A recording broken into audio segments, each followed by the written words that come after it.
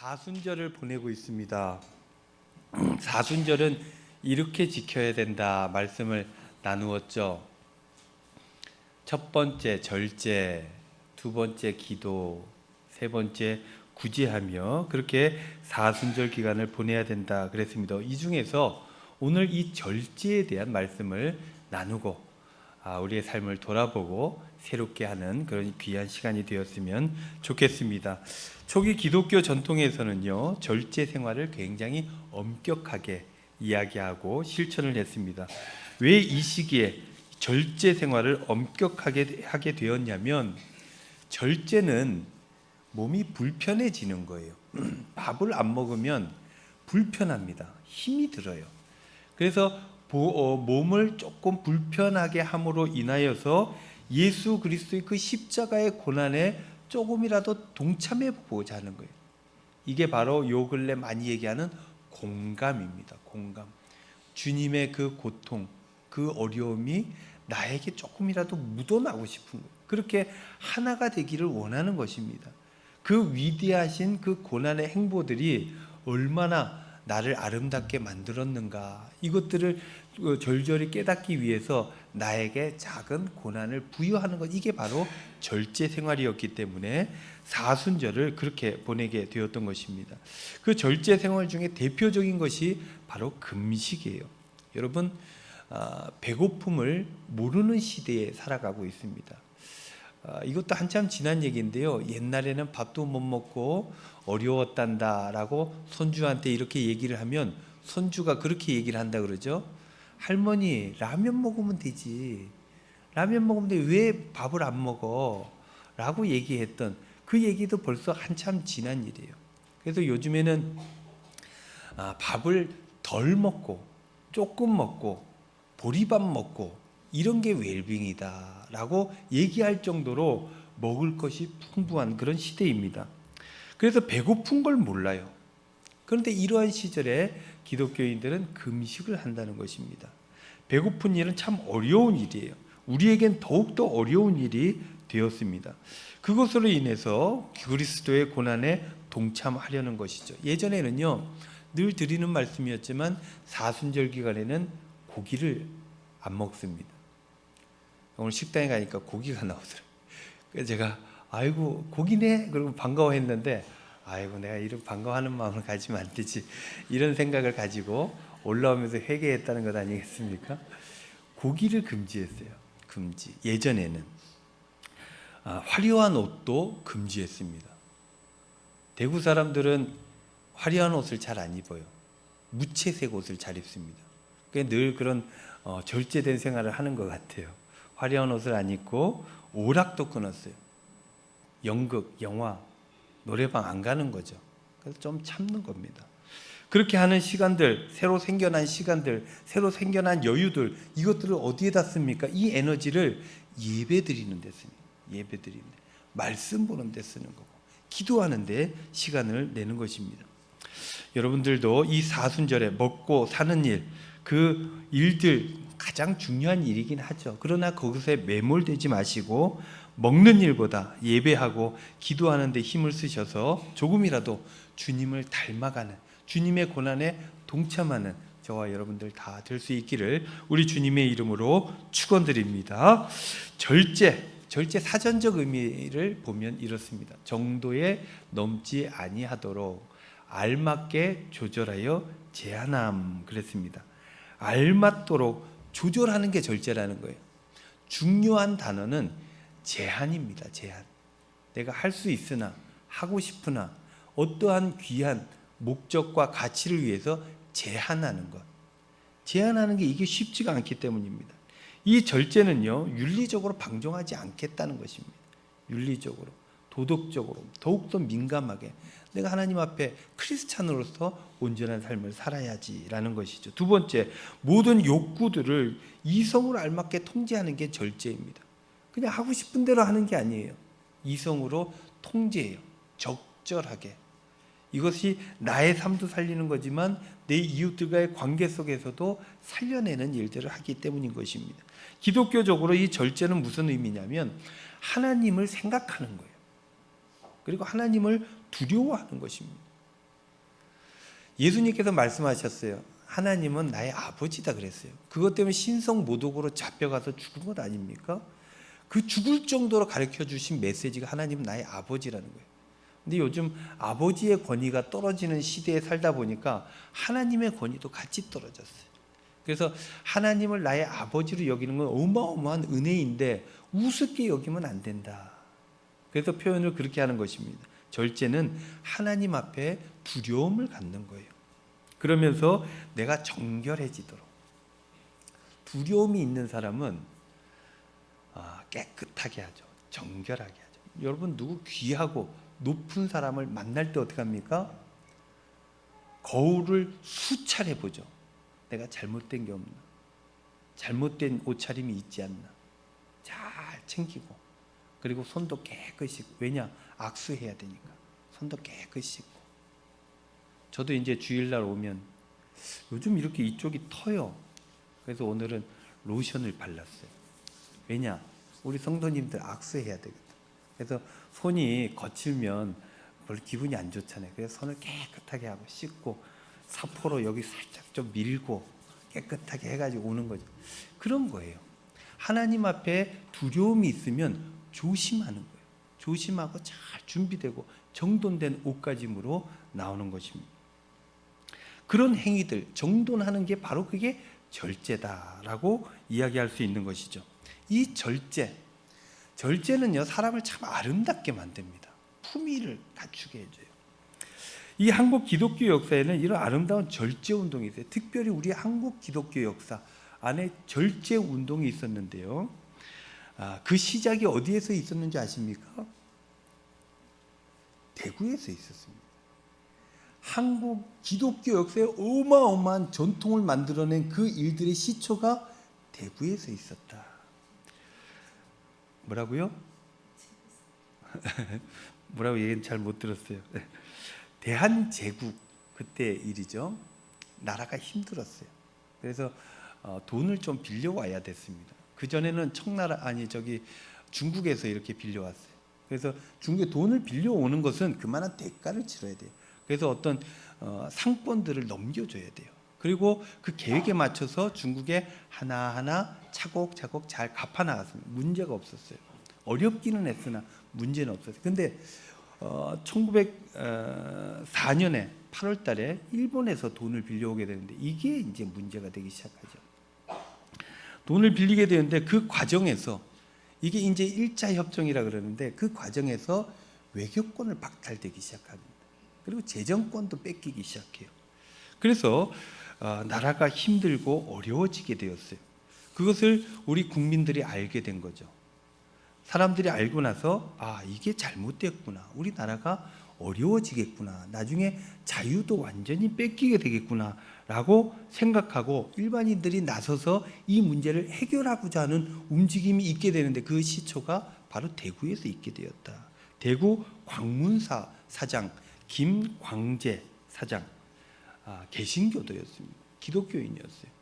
그리고 부사장, 이 사람이 우리에게 더 유명하고 책에서도 많이 봤는데 서상돈이라는 사람이 있었습니다. 서상돈, 이분이 사장에게 건의를 하고 광문사 사장이 이 일들을 계획하고 실천하겠다 선포하고 그 사람들이 몰려들게 시작됐다는 거예요. 우리나라가 빌린 돈이 얼마입니까? 1,300만 원. 이것을 우리가 모아서 갚아주자. 그래서 일본의 굴욕적으로 살지 말고 우리나라가 온전히 자주국가로서 설 수 있도록 해주자라는 것입니다. 일본의 간섭으로 자유로워지자는 거예요. 그래서 사람들이 동의하게 됐죠. 힘을 합하기 시작했는데 그 동력의 주체가 어디였느냐? 교회였다는 거예요. 교회가 그 어마어마한 일들을, 요즘 교회는 정치 노름에 빠진 것 같아서 너무너무 걱정되고 너무너무 무섭고 힘이 듭니다. 권력을 숭상하고 힘을 얻기 위해서. 지금 기독교 자체가 어마어마한 권력을 가지고 있는 거예요. 그러니 정치인들이 모두 다 거기 가서 고개를 조아리는 것 아닙니까? 그것들을 누리면 안 되는 것입니다. 교회는 하나님의 나라를 위해서 헌신하고 봉사해야 되는데 권력을 누리면 안 돼요. 그러나 그 옛날 1907년도 이때는 교회가 세상을 섬기겠다. 이게 온전한 일이다. 하나님 나라를 열자. 그리고 사람들과 함께 선한 의지를 가지고 이 일들을 감당했다는 거예요. 그 중에서도 교회 안에서도 누가 이 기독교 여성 기독교인들이 그 모든 운동의 주체가 되었다는 거예요. 한국 여성 운동의 시초가 바로 여기서 시작되게 되었다라는 것이죠. 이게 바로 우리가 잘 아는 국채보상운동이에요. 대구에 그래서 국채보상공원이 있는 거예요. 여러분들 다 가보셨죠? 거기에 그 공원이 있는 것은 어마어마한 일이에요. 어마어마한 일. 그 일들이 국채보상운동이 시작되는 게 어떤 형식으로 나타나게 되었냐면 절제운동으로 나타나게 되었다는 거예요. 빚을 어떻게 갚습니까? 내가 가진 걸 내놔야 돼요. 내가 누리고 있는 걸 절제해야 돼요. 여성들이 비녀를 뽑아서 내놓기 시작했어요. 그리고 반지를 꺼내놓기 시작했습니다. 금모으기 운동의 시초가 여기서 시작된 것입니다. 그것을 여성들이 꺼내놓고 남성들은 뭐합니까? 술을 끊었어요. 담배를 끊었습니다. 나라를 위해서 오락과 쾌락에 쓰여지는 돈, 없어도 사는 일, 그 일들을 다 절제하기 시작했습니다. 그렇게 돈을 모으기 시작해서 더 큰 일을 위해, 자유로운 세상을 위해서 근검 전략했다는 것입니다. 그리고 나라를 구하기 위해서, 세상을 바꾸어 가기 위해서 애쓰고 노력하게 되었다라는 것입니다. 이것 때문에 지금 개신교도들은 아직도 공식적으로 술, 담배를 하지 않습니다. 원래 하나님의 전이라 그랬어요. 무엇이? 몸이. 우리의 몸은 하나님의 전이라 그랬어요. 하나님의 성전. 그러니까 이 성전을 더럽힐 수 없다. 뭘로? 술, 담배로 더럽힐 수 없다 라는 신학적인 배경이 원래부터 있었어요. 기독교 내에는 원래부터 있었고, 그 다음 우리나라 기독교인들의 특성은 이 청교도의 신앙을 이어받았어요. 우리나라 개신교도들은 미국 장로교가 들어와서 선점을 크게 해나가기 시작했어요. 대도시별로. 그래서 미국 장로교가 우리 안에 큰 역할들을 하게 되는데, 미국 장로교도들의 그 근본주의 사상이 들어온 것이죠. 그래서 깨끗하게 해야 돼요. 정결하게 해야 됩니다. 그리고 세상과 다 분리시켜야 돼요. 그러한 정신들이 이미 있었고, 그 있는 정신들 위에 나라를 위해서 우리가 절제해야 되겠습니다 해서 술, 담배를 싹 빼기 시작했다는 것입니다. 그렇게 되어서 20세기 초에 있었던 절제운동, 국채보상운동으로 이 절제가 한국 기독교인들에게 자리 잡히게 되었다라는 것입니다. 그래서 지금도 한국 기독교인들은 술, 담배를 하지 않습니다. 몰래 하잖아요. 몰래. 이게 나는 한국 기독교인들의 예의라고 생각합니다. 해도 몰래 해야 돼요. 여러분들 성경에 술을 먹으면 지옥 간다는 말씀은 없어요. 그러나 한국 기독교 전통이 그래요. 그리고 술은 위험합니다. 한 잔씩 먹으면 오히려 건강에 좋대요. 이건 의학적인 사실이에요. 그러나 한 잔만 먹기가 안 되는 게 술이에요. 먹다 보면 기분이 좋아져서 내가 술을 먹다가 술이 술을 먹고 술이 나를 먹고 막 이렇게 돼서 엉망진창 되는 거 아닙니까? 그래서 절제가 필요하다라는 거예요. 그 절제. 이게 율법으로 자리 잡으면 사람을 또 묶어요. 정죄합니다. 너 술 먹잖아. 이래서는 안 된다는 거예요. 그러나 스스로가 절제할 수 있어요. 이거는 굉장히 나라를 살리고 생명을 살리고자 하는 한국 개신교도들의 절제, 헌신과 봉사였기 때문에 너무너무 아름다운 전통이에요. 정죄하면 안 되나 절제하고 예의를 지켜야 된다라는 것입니다. 이 절제가 기독교와 뗄래야 뗄 수가 없는 관계가 이미 되어버린 거예요. 아우구스티누스라는 사람이 있습니다. 초대 교부 중에 한 사람이었어요. 우리는 이 사람을 성 어거스틴으로 잘 알게 되어져 있죠. 자막 한번 올려주세요. 이 성 어거스틴, 이 절제에 대해서 이런 얘기를 했습니다. 절제는 자신을 하나님 앞에 온전하게 그리고 썩지 않게 보존하는 사랑이다라고 책에 썼습니다. 그러니까 어거스틴에 의하면 절제는 모든 육체적 기쁨, 쾌락, 이게 당연한 거야, 괜찮아 라고 얘기하는 이 세상 속에서 그것은 세상과 영합하는 것이니 경멸해야 되는 일입니다 라고 어거스틴이 얘기하게 되었다는 거예요. 그 어거스틴의 삶을 우리가 참여로 보면 너무나 잘 알잖아요. 얼마나 방탕하게 살았습니까? 그러나 그거 세상과 영합하는 일이고 하나님 앞에 잘못된 일이니까 걷어내야 되는 일이다. 요즘 우리가 사순절의 묵상, 깊은 묵상을 하고 있어요. 요 근래 내 안에 있는 문제, 어둠 이런 것들을 살펴보는 말씀을 묵상하고 있습니다. 그런 것들이 있으면 그 내 욕구에서 나오는 거거든요.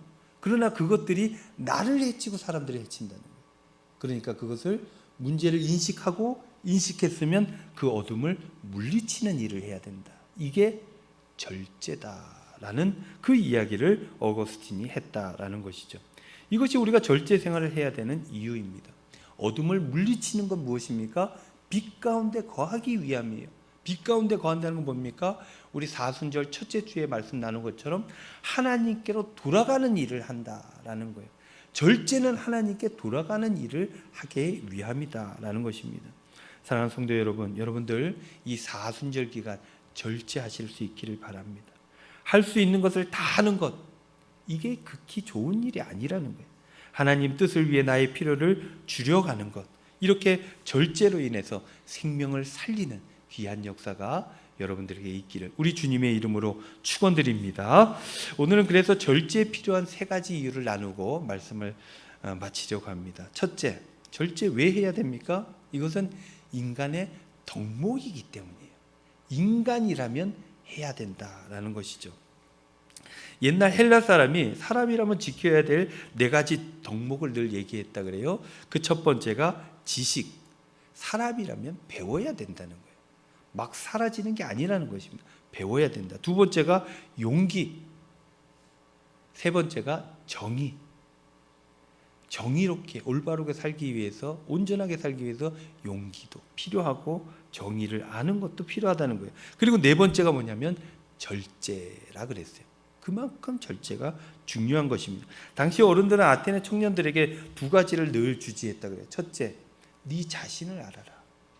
둘째, 네 자신을 다스려라. 다스린다는 건 뭐예요? 그냥 남의 다른 어떤 힘에 의해서 그냥 자신을 던져놓고 방종하는 것이 아니라 자기 스스로를 자기가 다스려야 되는, 즉 절제하라는 그런 얘기였습니다. 또 스토아 학파의 조상인 제논의 제자 이야기가 유명한데요. 제논의 제자 중에서 허영이 심하고 거칠에만 치중하는 제자가 한 명이 있었다는 거예요. 그러니까 지금으로 치면 메이크업, 좋은 거, 명품 이런 거 입고 다니는, 그리고 폼 내고 폼 잡고 사람들 앞에 의시되고 그런 일을 했다는 것이죠. 그게 제논에게 다 거슬렸던 거예요. 그래서 제자를 불러다가 절제하지 못하는 너의 삶 지적하면서 혼을 냈어요. 그랬더니 제자가 신경질 내면서 선생님한테 이렇게 얘기를 했다는 것이죠. 선생님, 그만한 돈이 있는데 내가 훔친 것도 아니고 돈이 있어서 내가 쓰는 것인데 그게 무슨 잘못입니까? 라고 이야기를 했어요. 그러자 제논이 화내면서 이렇게 얘기했다고 하죠. 이놈아, 소금이 많이 있다고 요리사가 소금할 때 소금 잔뜩 넣더냐? 적당히 넣어야지. 적당히 넣어야 국이 맛있지 라는 얘기를 했다는 거예요. 오늘 본문 말씀에도 보면 잠언 14장 15절 말씀에 이런 말씀이 있어요. 어리석은 자는 온갖 말을 믿으나, 할 수 있는 걸 다 한다는 거예요. 온갖 말을 믿으나 슬기로운 자는 어떻게 합니까? 자기 행동을 삼가하느니라 그랬습니다. 막 한다고, 할 수 있다고, 많이 한다고 이게 다 좋은 게 아니라는 거예요. 있는 만큼, 할 수 있는 만큼 하는 게 아니라 필요한 만큼 하는 게, 이게 슬기로운 사람, 절제하는 사람, 이 사람이 하나님 앞에 온전하고 아름다운 삶이다 라고 이야기를 하는 것입니다. 이렇게 절제하고 적당한 것이 무엇인지를 늘 묵상하면서 깨닫고 그렇게 살아가려고 애쓰는 사람, 이런 사람들을 하나님께서 기뻐하신다라는 것이죠. 사랑하는 성도 여러분, 온전한 한 인간으로 절제의 덕목을 잘 감당하셔서 지혜롭고 슬기로운 그런 참된 신앙인의 삶을 살아가실 수 있기를 우리 주님의 이름으로 축원드립니다. 두 번째, 성령의 열매. 절제는 성령의 열매라 그랬어요.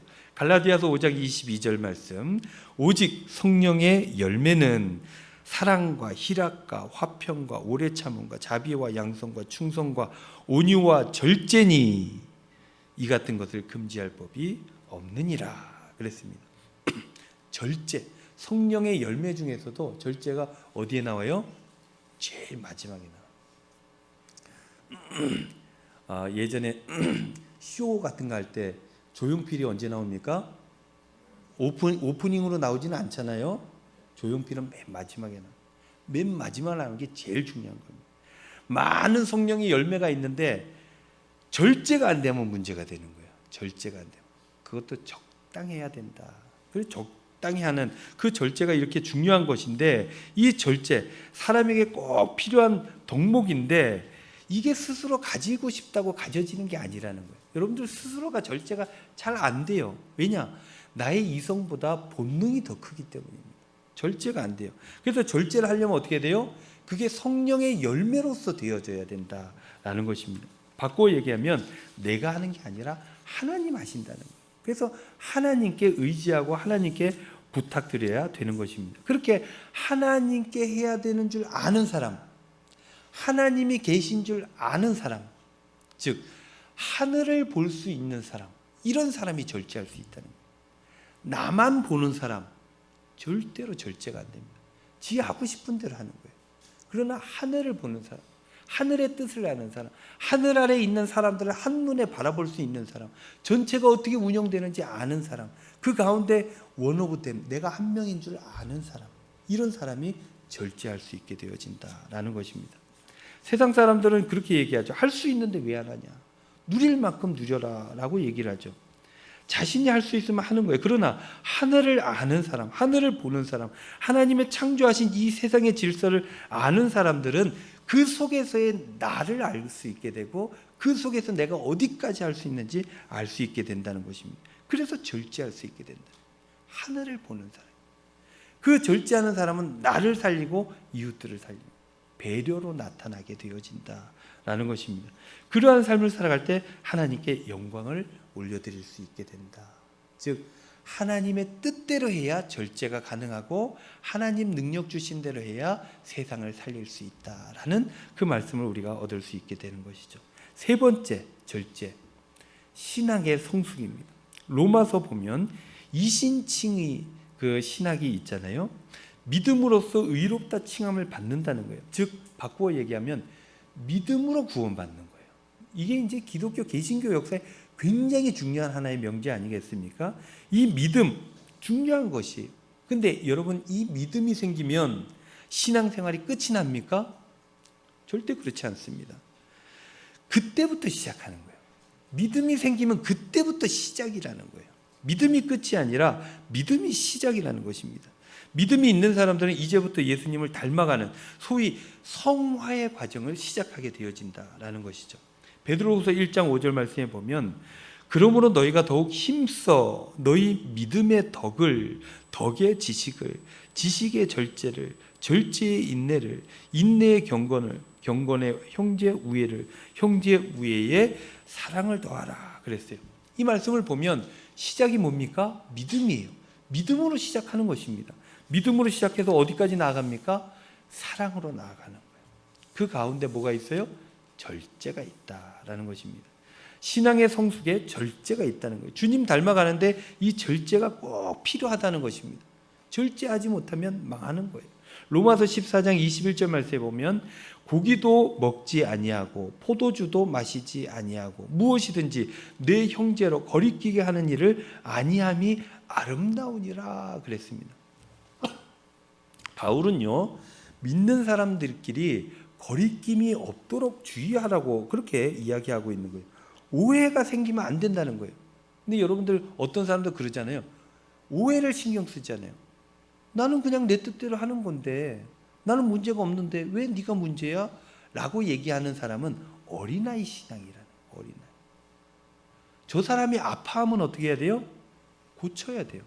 내가 잘못됨이 없다 할지라도 저 사람이 아파하고 고민스러워하고 힘들어하면 내가 고쳐야 되는 것입니다.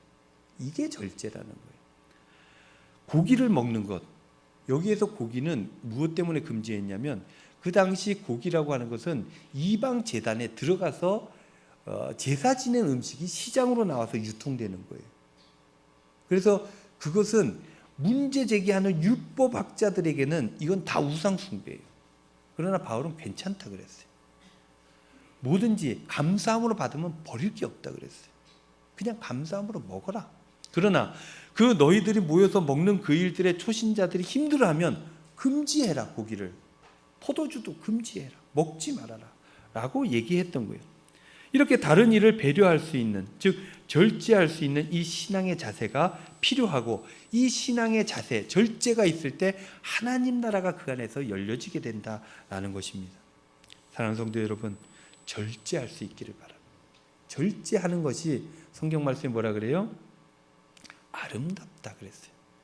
자기 마음대로 하는 사람은 아름답지 않습니다. 그러나 할 수 있으나 배려하는 사람이 아름다워 보이는, 이게 참된 신앙의 삶이고, 예수 그리스도께서 그래서 아름다운 거예요. 십자가, 그 처참한 십자가가 그래서 아름다운 거예요. 너무 무서운 일이지만 우리는 그것이 아름답게, 왜냐? 예수 그리스도의 희생이 그 안에 있기 때문인 것입니다. 이러한 절제가 필요합니다. 먹는 것도 입는 것도 절제가 필요해요. 시간을 사용하는데도 절제가 필요합니다. 여러분들 열심히 일하는 게 가장 큰 선 같죠? 아닙니다. 성경은 쉬라 그랬어요. 일곱째 날은 쉬라 그랬어요. 쉬는 시간이 필요합니다. 즉 하나님께 드리는 시간이 내 안에 꼭 있어야 된다. 절제하지 못하면 돈 버는 일에 다 쓰는 거예요. 그러나 절제할 수 있으면 하루는 딱 정리하고 주님 전에 나올 수 있게 된다는 것입니다. 우리가 많이 쓰는 말이 있잖아요. 과유불급이라고 했어요. 조금씩 여러분 모자라게 살아야 됩니다. 그게 완전한 삶이에요. 완벽한 삶은 이 세상에 없어요. 모자라게 살아야 완전해지는 것입니다. 나무에 물이 필요하잖아요. 우리 목양실에 요만한 나무가 하나 있어요.